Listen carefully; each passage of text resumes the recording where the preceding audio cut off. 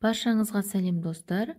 Бүгін мен сіздерге zero conditional, яғни нөлдік шартты сөйлем туралы түсіндіретін боламын. Нөлдік шартты сөйлемнің ең алдымен біз жасалу формасына тоқталайық. Нөлдік шартты сөйлем бірінші if, оған қосамыз present simple және оған үтір қоямыз, содан соң қайтадан present simple шағын жазу арқылы жасаймыз. Мысалдарға назар аударайық.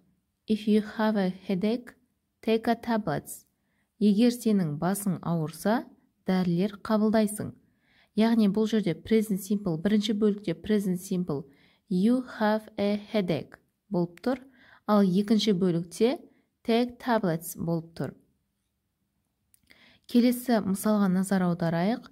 If it rains, we get wet. Егер жаңбыр жауса, біз дымқыл боламыз, яғни үстіміз су болып қалады дегенді білдіреді.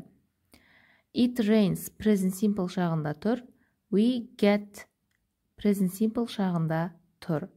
Ал енді нөлдік шартты сөйлемнің ережесімен танысайық.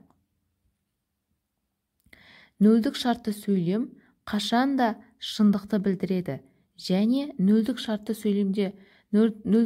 сөйлемдер тек қана ақиқат туралы айтқанда қолданылады. Енді мысалдарға назар аударайық. Plant die if you don't get enough water.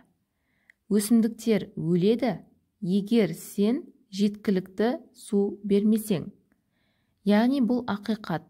Өсімдіктерге суды бермесек, ол өліп қалады. Келесі сөйлем. If babies are hungry, they cry. Егер балалар аш болса, олар жылайды деп аударылады.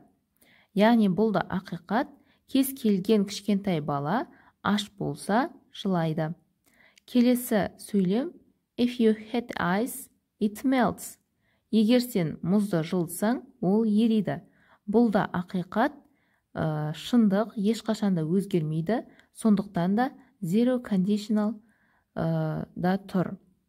Яғни бұл шартты сөйлемде тұрған сөйлемдер ешқашанда өзгермейтін шындықты білдіреді. Міне достар, бүгінгі видео осымен аяқталды. Бұл сабақ сіздерге мен түсінікті болды деп ойлаймын.